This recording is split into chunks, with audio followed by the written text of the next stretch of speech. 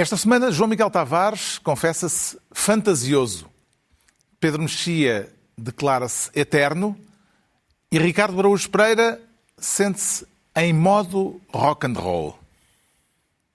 Está reunido o programa cujo nome estamos legalmente impedidos de dizer.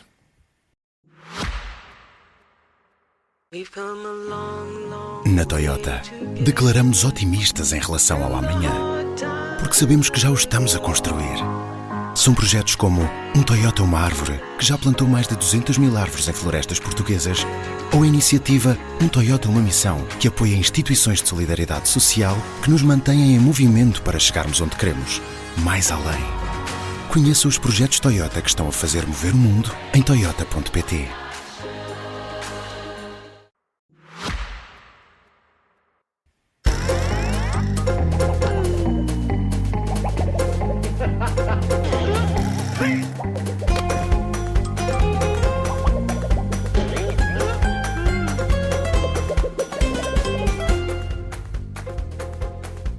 Ora viva, sejam bem-vindos no final de uma semana em que o Parlamento aprovou na Generalidade o Orçamento para 2026 com a viabilização socialista e em que aprovou também uma nova lei da nacionalidade com um acordo entre o PSD e o Chega. Uma semana dominada pelo fantasma de Santa Comba. Eu sou um democrata, e sou mesmo, por natureza. Mas há uma expressão que se ouve muito e que de facto faz sentido. De facto não era preciso um Salazar, eram preciso 3 Salazares. Porque o país está tão podre de corrupção, de impunidade, de bandidagem, que era preciso 3 Salazares para pôr isto na ordem.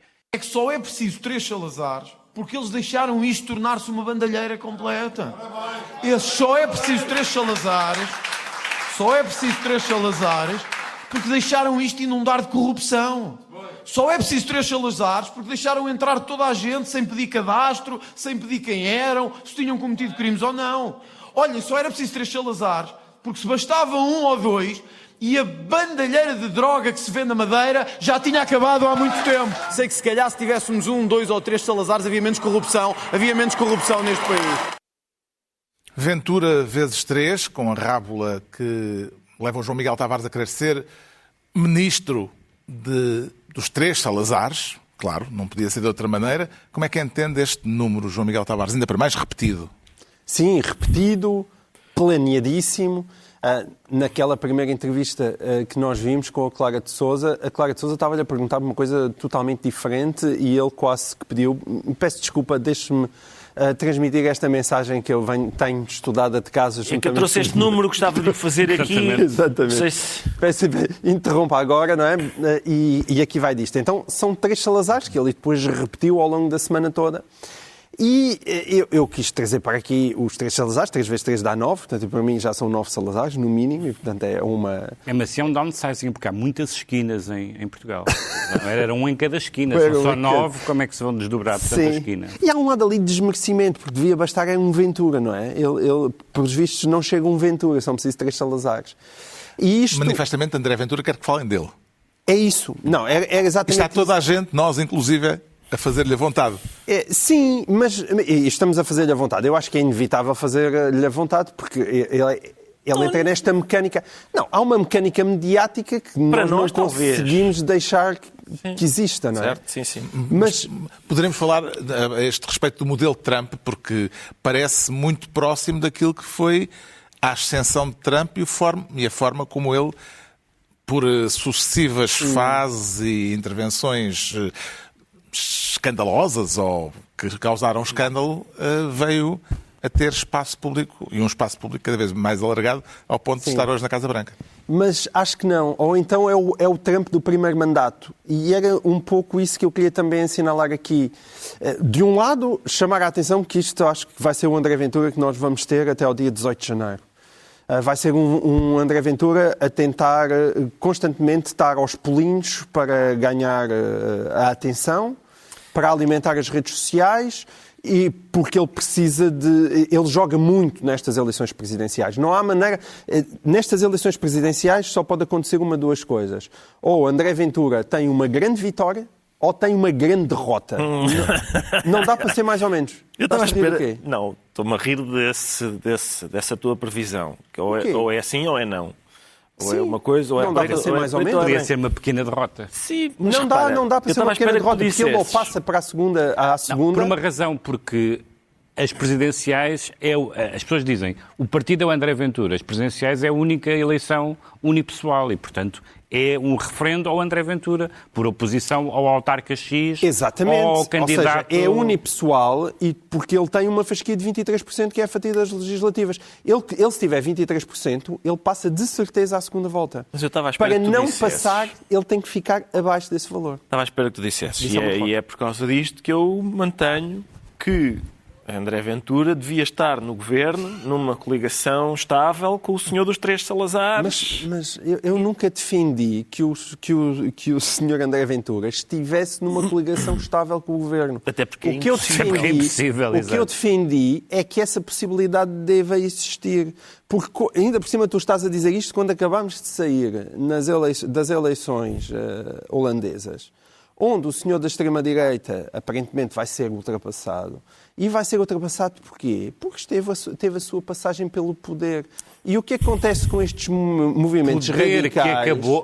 Governo que acabou porque os outros partidos se recusaram a apoiar as medidas inaceitáveis que ele propôs em termos de imigração. Mas a questão é que ele esteve lá. João Miguel, se contas a história, conta-a toda. Não é esse o conta ponto. Toda. Mas eu não estou a defender estabilidade. É que na Holanda houve, de facto, um governo com a extrema-direita e dentro do governo houve linhas vermelhas. Não, Eles meu amigo, surpreenderam-se vocês com os bárbaros desvalorizam estarem dentro de casa. constantemente que o facto, a única hipótese, a meu ver, da extrema-direita perder poder quando já tem este nível de votação... É dar-lhes o poder. É dar-lhes o poder, é isso. É dar-lhes a possibilidade de meterem as mãos na massa, porque é quando metem as mãos na massa que eles caem. Pois até agora, a tua magnífica teoria, a única coisa que fez é aumentar chega até 23%. A partir daí, o que acontece à tua magnífica teoria é que não há, evidentemente, linhas vermelhas que sustentem. Ou achas que ainda há linhas vermelhas? Eu já vou falar Acabaste de ter uma lei de nacionalidade e uma lei de estrangeiros apoiada com o Chega. Onde é que estão as linhas vermelhas? Exato, não estão. Mas Então, não estão a fazer a minha magnífica teoria. Não estão a fazer a minha magnífica teoria. Já vou falar da minha magnífica teoria. Há uma coisa que eu nunca percebo. Nós estamos a discutir... Inatingível. Não, ele é que puxou para a conversa. A minha conversa nem sequer é essa. Estamos a discutir isto, estamos a discutir o que é que nós achamos que devia acontecer ou o que é que acontece na realidade. Eu não tenho dúvida que as linhas vermelhas não vão acontecer em quase lado nenhum, tirando na Alemanha. Não, é porque eles são matematicamente impossíveis. A não sei que vivas lá está, no tal caminho das borboletas. Mas deixa-me só dizer que não era... O que eu queria sublinhar aqui é, em primeiro lugar, que Ventura tem muita coisa em cima da mesa, está muita coisa a ser julgada e, portanto, ele não tem forma, ou tem uma grande vitória, que é passar à segunda volta, ou tem uma grande derrota, mas também eu queria mostrar as limitações de André Ventura, porque eu acho que ele vir constantemente com os Salazares e estar constantemente a fazer números, sim, pode alimentar as redes sociais e muita gente engolir aquilo, mas aquilo é insuficiente. É por isso que eu te digo que ele é mais parecido com o Trump número 1, porque o Trump número 2 é um Trump que tem ideologia, estratégia atrás dele. Ventura não tem nada, porque cada vez... Literalmente atrás, porque é formulada por outro. A Clara de Sousa, cada vez que lhe pergunta, mas o que é que significa, o que é que são os Três Salazares? O que é essa coisa de querer uma Quarta República? Explique-me no concreto o que é que você quer.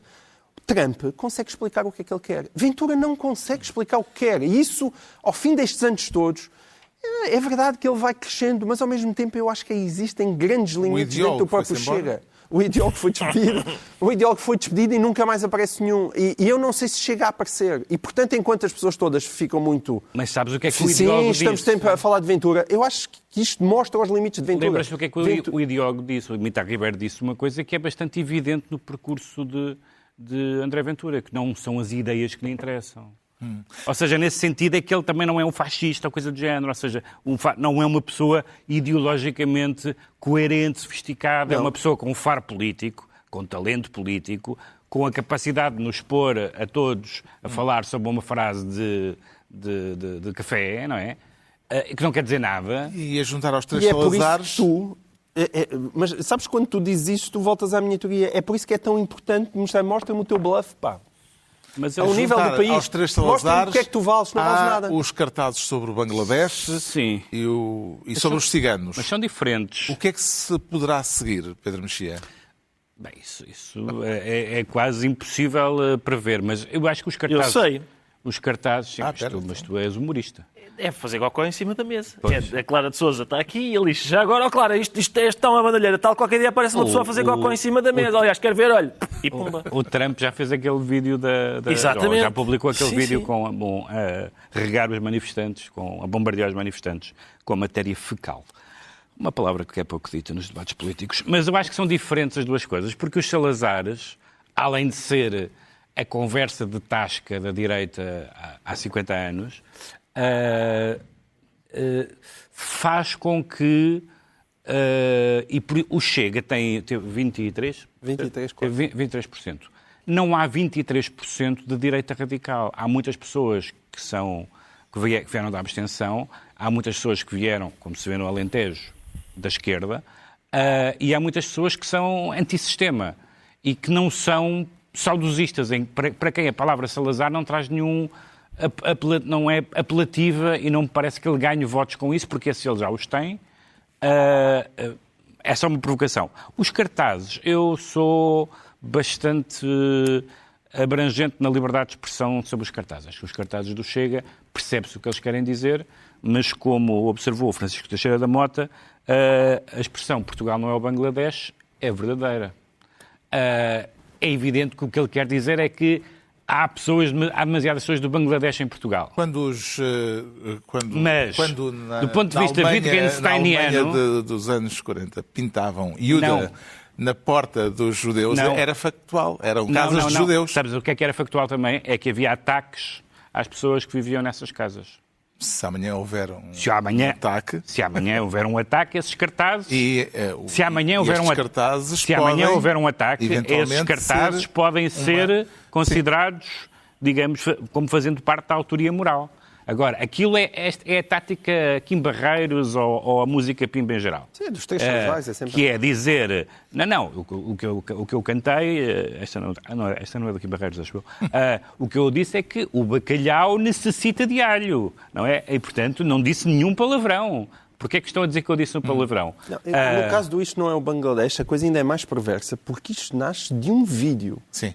Está explicado no Expresso desta semana. Sim. Está explicada a proveniência dessa história. Sim. E vale a pena ler essa Aquilo história. É muito bizarro. Porque todo o vídeo, todo o texto depois concretiza aquilo que o Pedro Mexia está a dizer que não está no cartaz. Texto, com certeza. Mas na canção está lá tudo. Sim, isso com certeza. O que eu quero dizer é que os cartazes são perspicazes o suficientes para limitar a mensagem a um... Ou seja, os ciganos têm que cumprir a lei. Ok, é verdade. Os ciganos e toda a gente. A suposição é, mas eles não cumprem e, portanto, cuidado com eles. Claro.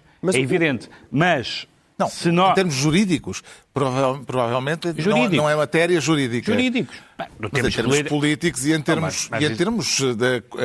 Sim, mas isso não há... de decência humana, vá. Carlos, isso não há dúvida nenhuma. E não tenho nenhuma discordância contigo. Só estou a dizer que já houve coisas, por exemplo, a dizer os nomes de alunos estrangeiros a frequentar a escola... Lá está. Aí está. É um bom paralelo, por acaso, porque no Parlamento o Ventura só disse nomes próprios. Sim. Mas a Rita Matias... na net, a Rita Matias disse os nomes completos. Sim.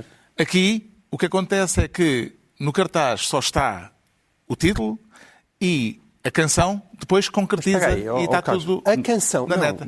Carlos, a canção, originalmente, é uma canção crítica do Ventura. Não é verdade.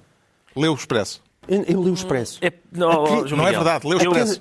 Mas tu achas que aquilo é para ser... vídeo original, e o vídeo original tu ficas na dúvida se é satírico...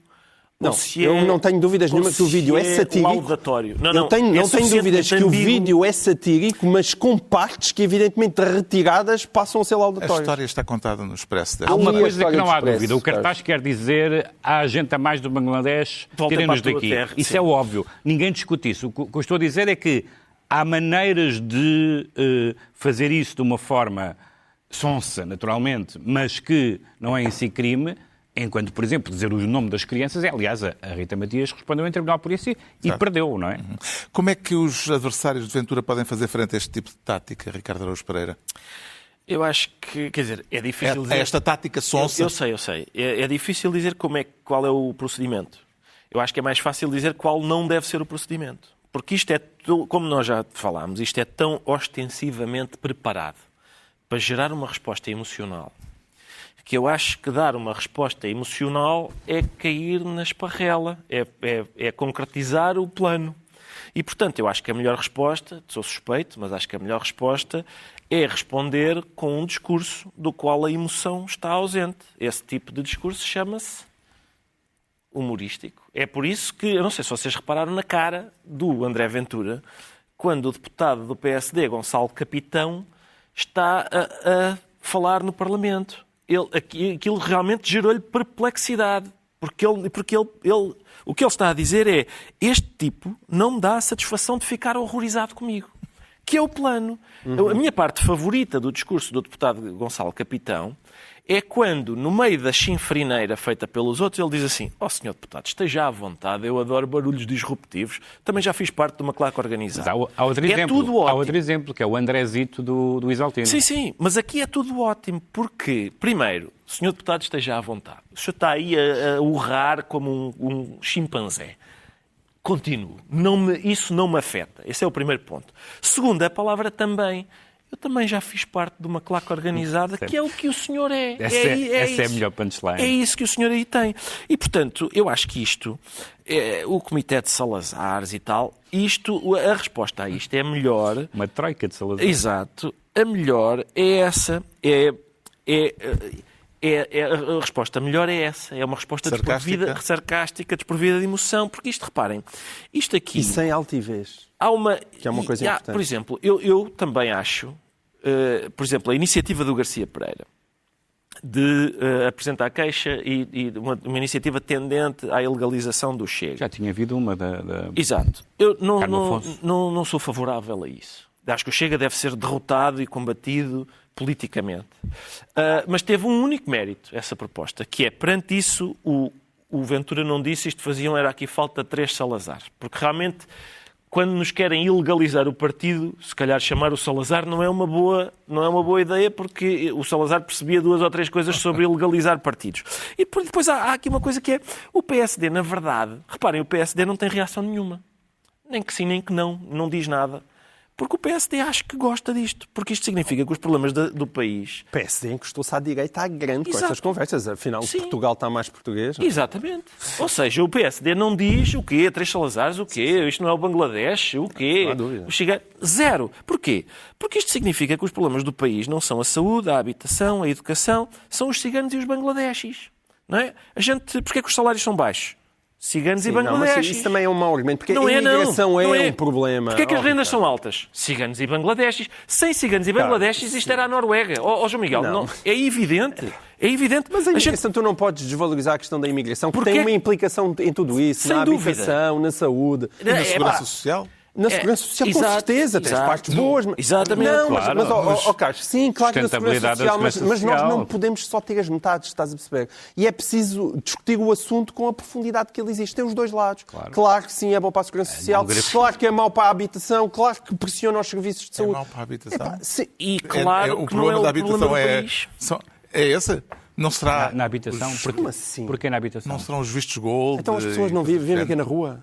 Não, quando chega 1 milhão de pessoas, não há uma pressão sobre a habitação. Está bem, a habitação dessas pessoas. Estás a falar, os problemas da habitação não vêm daí. Também pressiona. Não vem só daí, mas também pressiona. Vem da inflação dos preços que estão... Exato. Então, mas a inflação dos preços vem de porquê?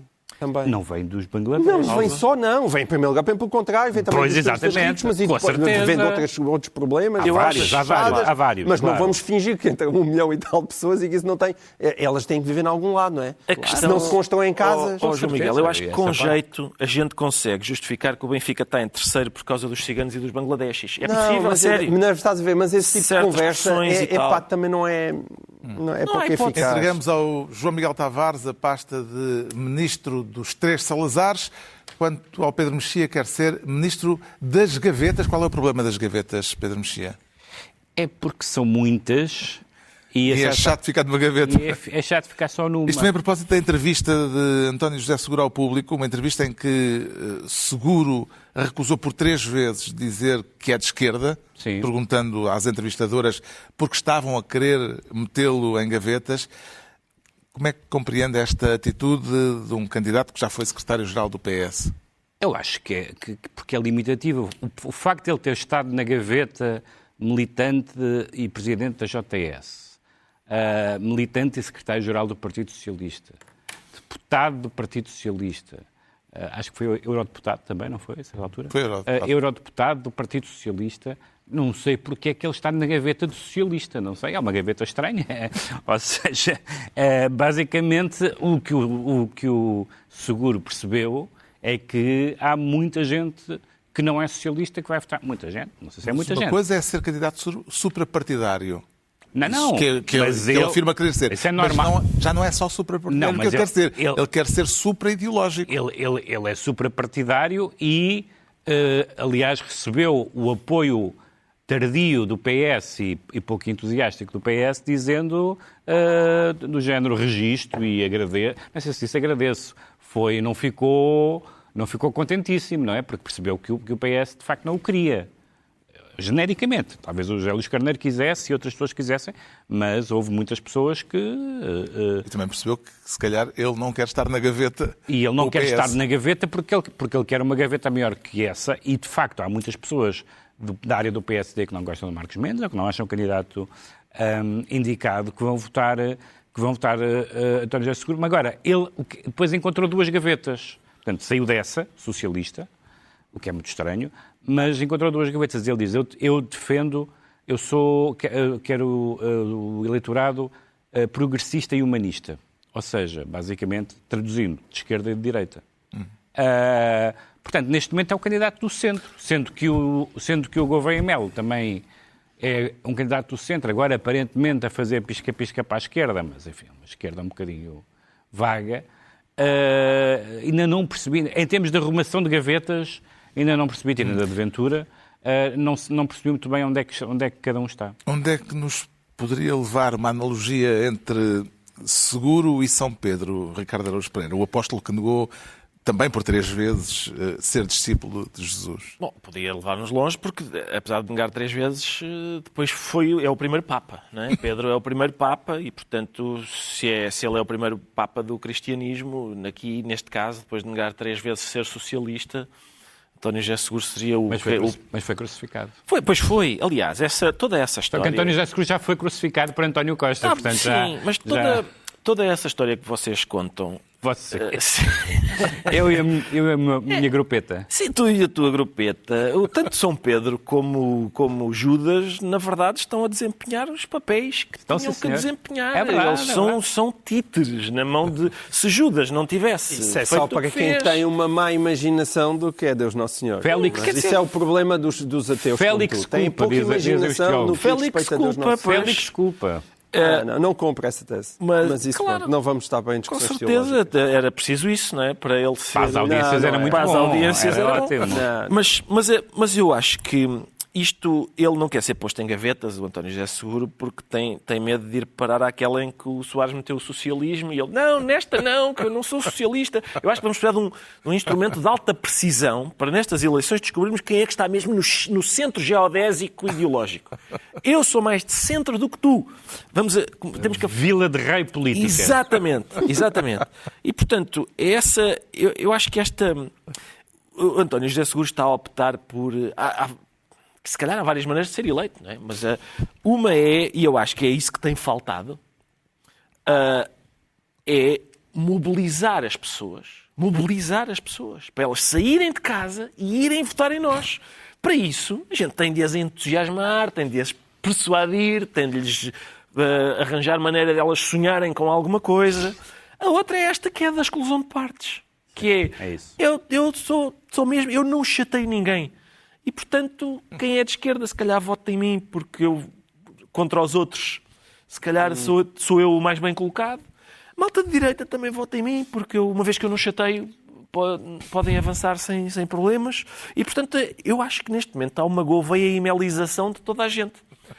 De repente, o Gouveia e Melo tem mais posições do que vários outros candidatos. Mas olha que esta sexta-feira saíram as primeiras Bem sondagens sei, que o dão. pelos vistos não é aconselhável. Não é aconselhável que dão o Gouveia O Mel em parâmetro do terceiro. intercampus Ele só tem, eu acho que ele faz... Põe o mostra Gouveia Mel em terceiro. O Gouveia Mel em terceiro e o tendo Marcos em Mendes conta em primeiro, a progressão das sondagens, Seguido... mas tudo um chamado empate técnico. tirando a progressão das sondagens ao longo dos meses, a melhor ideia é o Gouveia Mel não aparecer mais, até porque Sim. sempre que ele fala, percebe-se que Isso não é é uma tão nova político. epidemia. Alguém dizia esta semana Era uma boa ideia, que boa a ideia. todos os candidatos presidenciais interessa um Ventura forte, que possa Claro. passar à segunda volta, porque se isso acontecer é a garantia de que aquele que conseguir disputar a segunda volta com Ventura tem assegurado a eleição de Presidente da República. Subscreve esta tese, João Miguel Tavares? Estamos numa corrida pelo sim, é. segundo lugar? Ou, Não, pelo, isso, claro. ou pelo outro lugar? Tem uma, Claro que uma taxa de subscrevo. rejeição. Sim, exatamente. Ele tem uma taxa de rejeição gigantesca e por boas razões. Portanto, evidentemente, se ele passar à segunda volta, é garantido que o outro vai ganhar. Mas deixa-me dizer só uma coisa. Mas aqui a tese é de que os outros vão puxar pelo Ventura. Mas isso, essa lá está. Essa é que é aquele tipo de matemática que eu pedi aos candidatos presidenciais para não se porem a fazer essas contas de cabeça, simplesmente porque eles não controlam. É como a mão invisível do mercado. É por isso que a mão é invisível. Ninguém controla as forças do mercado, ninguém controla dessa maneira as forças políticas, ao ponto de achares que podes andar a jogar bilhar às três tabelas e vais acertar na bola. Isso é ridículo, não é assim que a política funciona. Portanto, cada candidato tem que dar o seu melhor. E eu, por exemplo, que já disse aqui que eu até admito, como possibilidade, poder votar em António José Seguro. Eu, quando digo que admito votar em António José Seguro, é por causa do seu passado. É por causa do seu passado. E, portanto, o seu passado implica que ele tenha e faça parte do PS e que seja de esquerda. Aquilo que me incomoda é quando ele não tem, enfim, aqui a coragem ou a vontade de dizer sim, sou de esquerda, porque ele pode simplesmente defletir aquela pergunta e dizer, sim, sou do PS, mas agora estou aqui como uma candidatura pessoal. Mas como ele não quer dizer a palavra, e aquilo em vídeo ainda fica muito pior do que na entrevista, escrita em papel, é que ele está a fugir à pergunta e nunca fica bem alguém a querer fugir a esta pergunta. Eu sugiro que para a próxima vez que lhe fizerem essa pergunta, porque pelos vistos agora vão-lhe a fazer sempre, que ele leve a resposta melhor preparada e diga, sim, toda a gente sabe que eu sou do PS, mas não sou do PS de José Sócrates. É uma boa pergunta, porque essa é a razão pela qual eu imagino, é uma boa resposta, essa é a razão pela qual eu imagino poder votar nele. O Pedro Mexia fica então Ministro das Gavetas. É a vez do Ricardo Araújo Pereira se tornar Ministro dos cortes que não são cortes. São o quê, então? Carlos, o senhor Primeiro-Ministro não quer que se fale de cortes. Se fale de cortes. Ficámos a saber esta semana aquilo que não são cortes, são apenas... O dicionário fornece-nos tantos sinónimos, é nestas alturas que o dicionário é útil. Só por má vontade é que vamos insistir em cortes. Só para contextualizar, ficámos a saber, por uma notícia do Público, que a Direção Executiva do Serviço Nacional de Saúde deu ordens aos hospitais para cortarem na despesa... já será reposto o verbo certo. Para avaliarem a despesa, mesmo que isso implique abrandar consultas e cirurgias. Exato. Estou a citar. Como é que entende perante isto essa frase do Primeiro-Ministro, dizer que a palavra cortes não é... Qual seria a palavra correta? O que é que... É por isso que verbo é que vamos usar aqui? Suprimir, eliminar, extinguir, abolir... cancelar, há tantas palavras, porquê ir logo para Mas cortes? Também há muitos eufemismos. E há eufemismos. Racionalizar. Exatamente, os eufemismos são melhores. Ser mais exigente. Claro. Ser mais exigente. Gerir melhor. Redistribuir. Há tantas. Há aqui uma coisa que é importante, que porque ao mesmo tempo saiu outra notícia que diz que talvez revele uma das razões pelas quais é preciso ser exigente com os gastos em saúde. É porque, de acordo com os jornais, o BPN ainda pesa 5 mil milhões no orçamento para 2026. No orçamento do ano que vem, o BPN ainda pesa 5 mil milhões. BPN, que recordo, era dirigido por ciganos e bangladeshis. Toda a gente tinha aquele turbante e as camisas pretas e era assim que se decidiam. Esta semana, o coro de críticas ao setor da saúde, ao governo no setor da saúde e à Ministra da Saúde em particular subiu de tom. O líder do PS pediu mesmo uma remodelação na pasta da saúde. Como é que entendeu João Miguel Tavares a avaliação do Presidente da República, ontem muito aguardada, durante muitos meses prometida, e que ontem foi concretizada com uma espécie de avaliação sobre o setor da saúde? Eu comecei a olhar para aquelas notícias e parecia que as pessoas estavam à espera que Marcelo Rebelo de Sousa fosse demitir em direto a Ministra da Saúde. Também não consigo perceber, não é esse o seu papel. E acho muito bem que tenha sublinhado uma coisa que é de sublinhar, que é isto está para além da Ministra, tanto esta como o anterior, no caso do PS. E aqui, se querem realmente falar, é por isso que servem os chamados pactos de regime. Eram para coisas destas, era para a justiça, era para aqui, e deviam levar isso a sério, porque isto está muito para além do trabalho individual. Quer dizer, podes sempre dizer que vem de lá um gênio absoluto e que esta ministra não é o gênio extraordinário que nós precisávamos naquele lugar. Agora, eu também não sei onde é que está esse gênio extraordinário. Supostamente era Fernando Araújo. Pois, mas também o tempo que lá teve, também não sei se conseguiu ser esse gênio extraordinário. Daí, supostamente. Eu não faço ideia, eu não conheço as pessoas. Eu tenho a ideia que esta ministra não é assim tão incompetente. Mas gostava que todos nós metêssemos na cabeça que isto está lá para além da competência ou incompetência do ministro. Uma conversa escrita, agora aparecia risos. Não é só isso. Por eu formular, ela não é assim tão incompetente. A tua generosidade, atenção que ela não é assim tão incompetente. Porque dá-me ideia que não é mesmo. Poderá a ministra Ana Paula Martins, ele não me deixa dizer Pedro Mexia, resistir a esta tempestade depois de ter tomado posse, a prometer resolver em 3 meses os problemas da saúde? Havia aquele plano que foi noticiado. Claro, tem resistido a todas e, portanto, aparentemente há um fica. É verdade, há uma parte que o João Miguel disse que é verdade, que é... Só uma parte? Sim. Que é... Isto não começou agora. E também há a declaração do Governo que isto é cortes, gastos, ou como é que é? Eliminações, não sei o quê, em bens e serviços, portanto, vamos dizer em clipes. Vão cortar em clipes. Mas, de facto, já houve várias coisas, incluindo pessoas que morreram em situações problemáticas e isso, evidentemente, causa um alarme social grande. Não estou a dizer que a culpa é concretamente da Ministra em cada caso, estou a dizer que tem havido uma sucessão de Ministros da Saúde do PS e do PSD, incluindo alguns que chegaram lá. Enfim, o Fernando Araújo não foi Ministro da Saúde, mas alguns que iam para lá com uma aura de competência e de conhecimento que não resolveram. Mas há muito tempo que é o elo mais fraco do Governo. O Ricardo Araújo Pereira fica então Ministro dos cortes que não são cortes. Estão entregues as pastas ministeriais por esta semana. À altura para sabermos porque é que o João Miguel Tavares se declara fantasioso. Qual é a sua acessão preferida para esse adjetivo, João Miguel Tavares? Fantasioso? Sim, as palavras não são minhas, não é? Exato, mas por isso é que gostava de saber.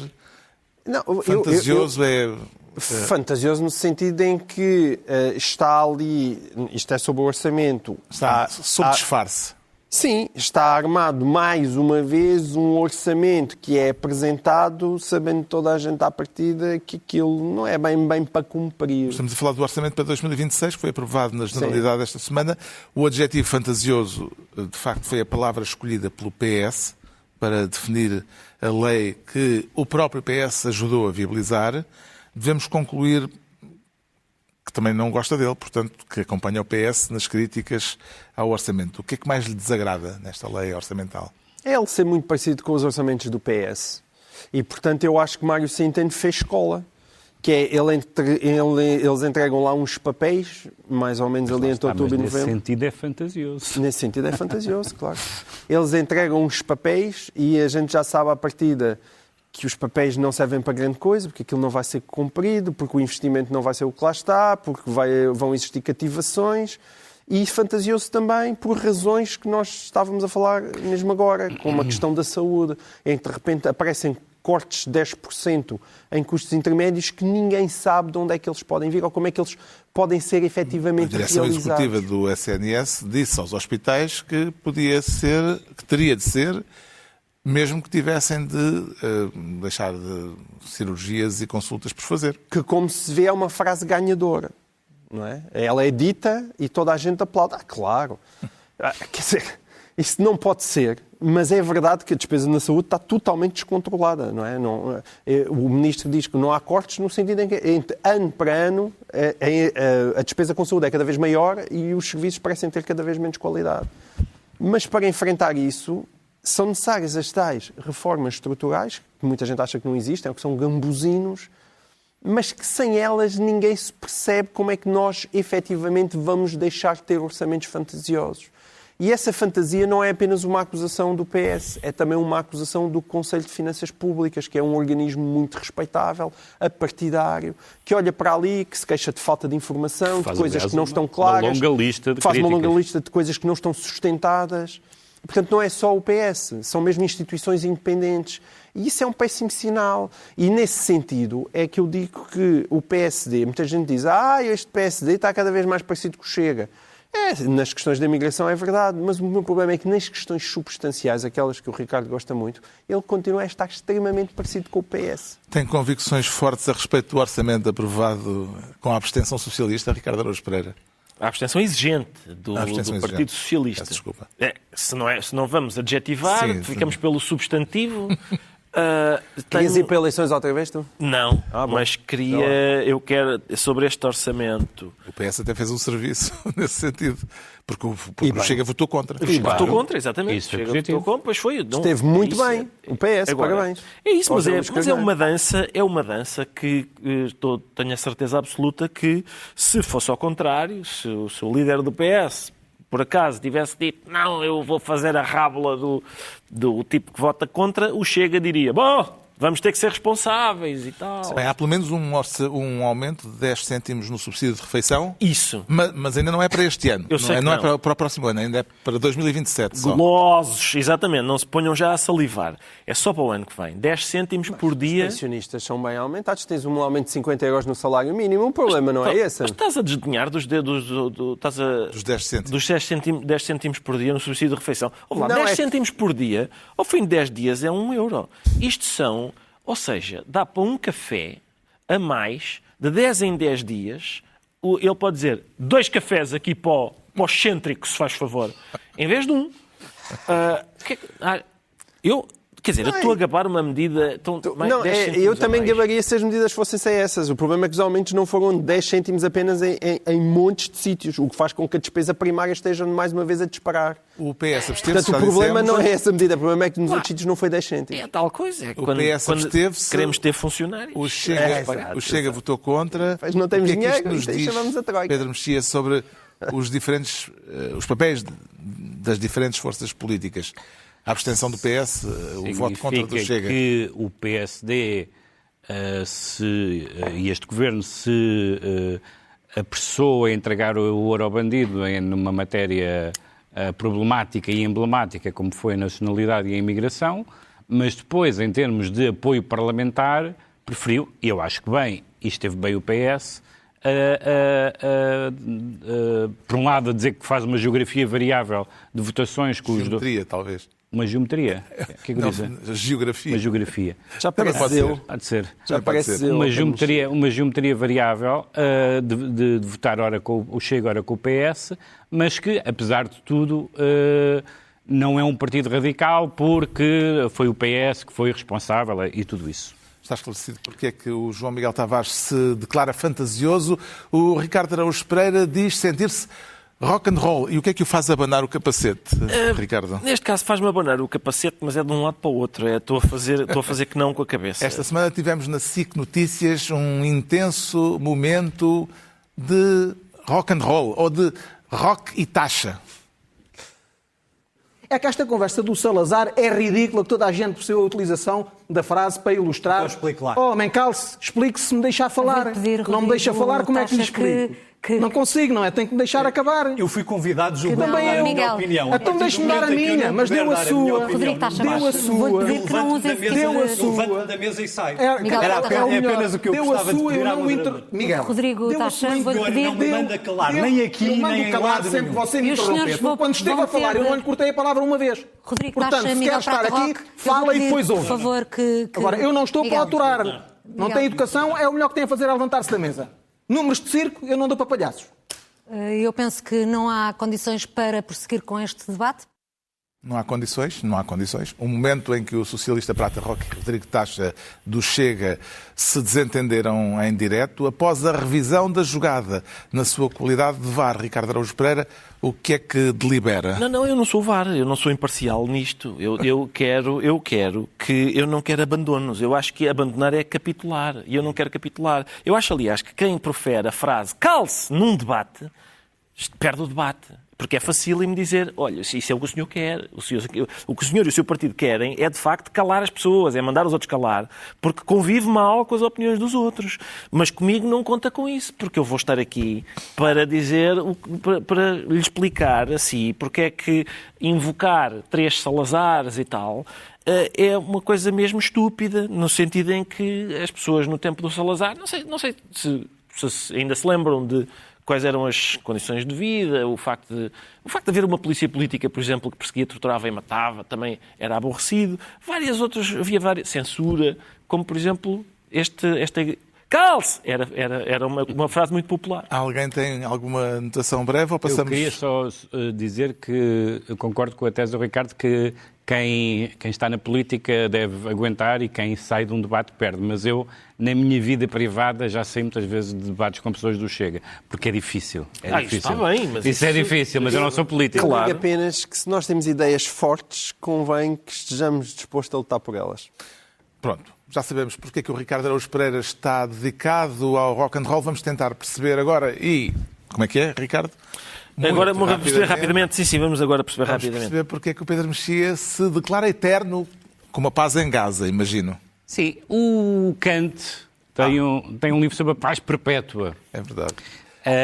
Que é um livro que é um texto que eu nunca li por causa do título. Porque, enfim, a ficção científica é um género interessante, mas há outros. Mas há um bom estudo de um professor de Relações Internacionais do Porto, chamado O Fim da Paz Perpétua, que aborda justamente essa questão. Mas há 2 tipos de paz perpétua. Uma seria um estado edénico em que seria banida a guerra de todo o planeta, essa é a parte de ficção científica, e depois há uma guerra, um cessar-fogo que cessa.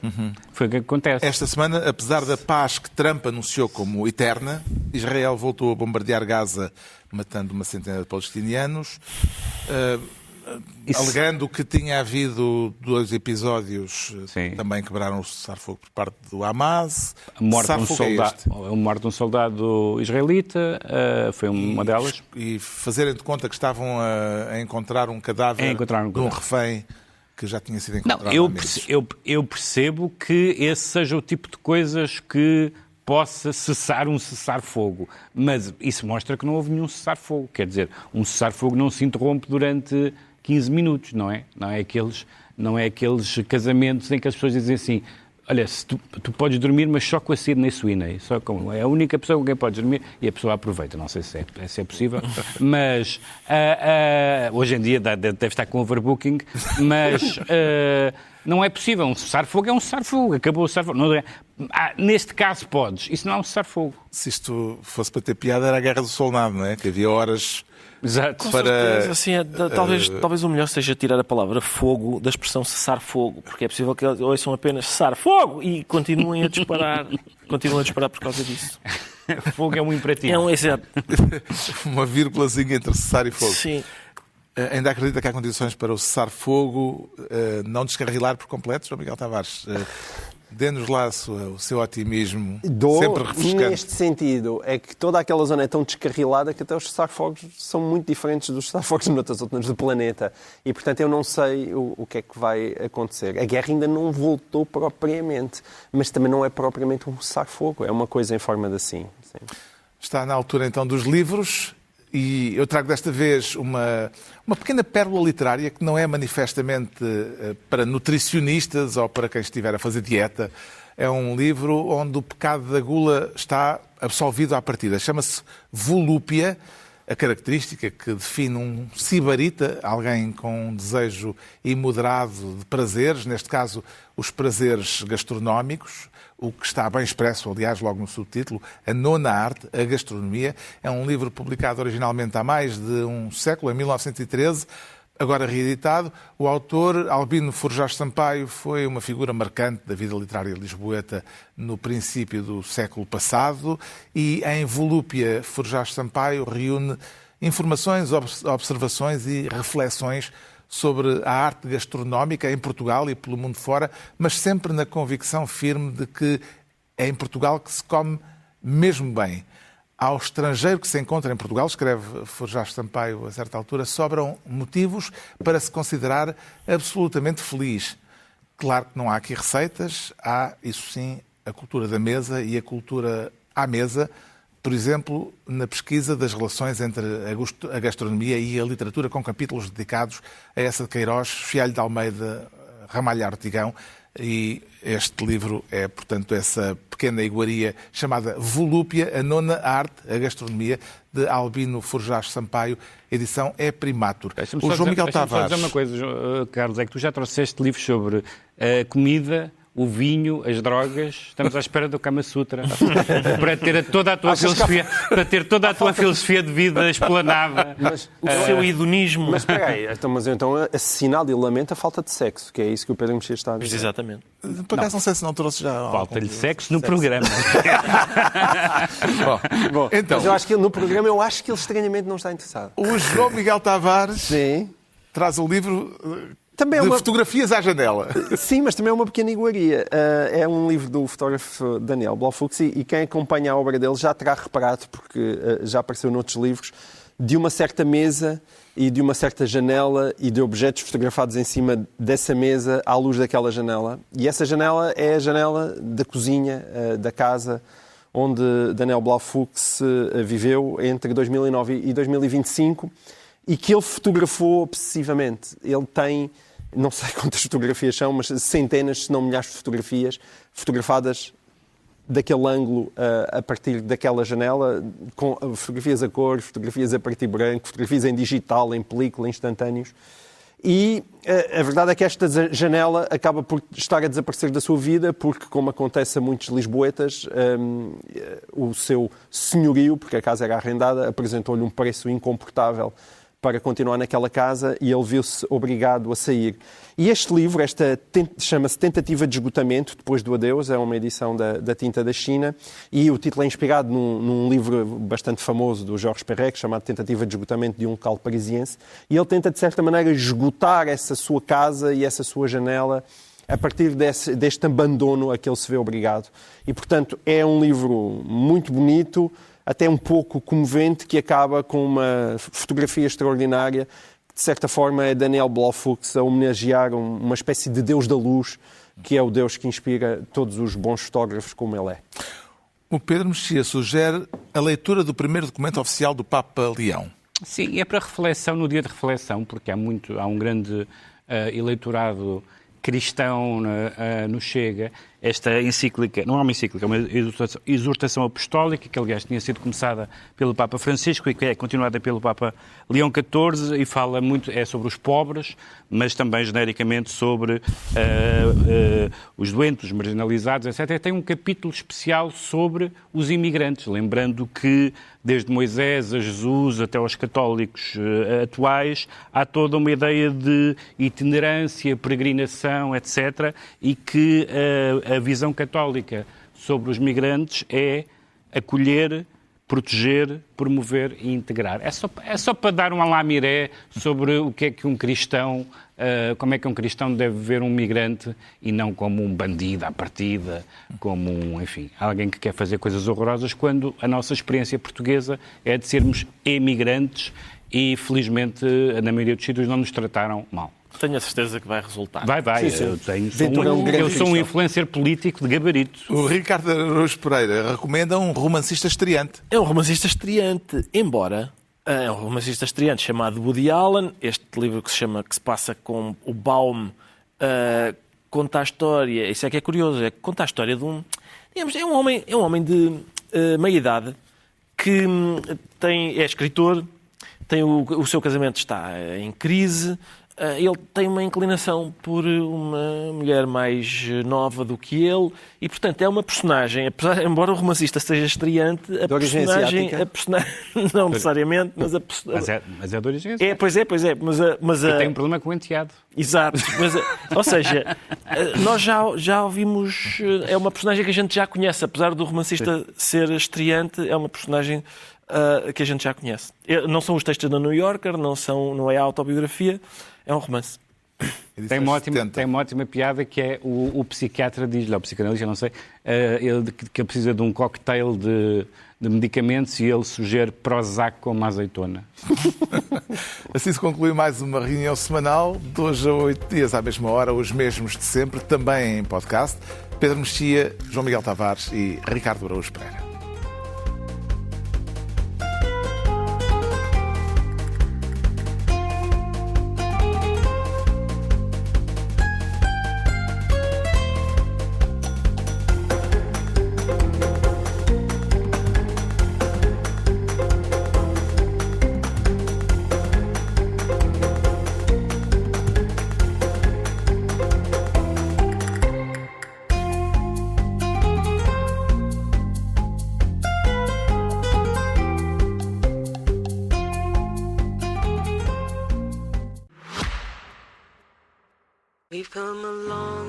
Na Toyota, declaramos otimistas em relação ao amanhã, porque sabemos que já o estamos a construir. São projetos como um Toyota Uma Árvore, que já plantou mais de 200 mil árvores em florestas portuguesas, ou a iniciativa Um Toyota Uma Missão, que apoia instituições de solidariedade social que nos mantêm em movimento para chegarmos onde queremos, mais além. Conheça os projetos Toyota que estão a fazer mover o mundo em toyota.pt.